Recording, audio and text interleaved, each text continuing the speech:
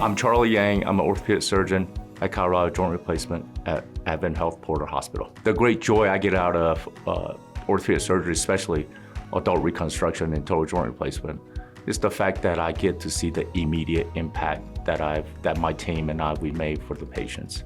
The fact that patients are able to get up and walk 3 hours after surgery and is quite gratifying.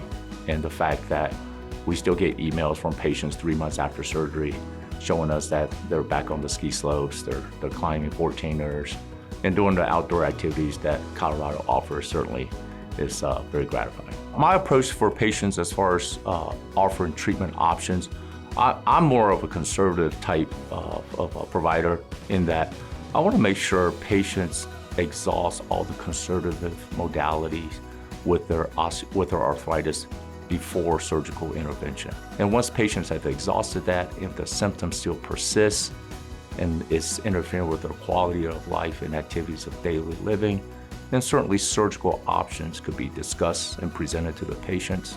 And it is up to the patient to see what the time frame and what steps to take beyond that.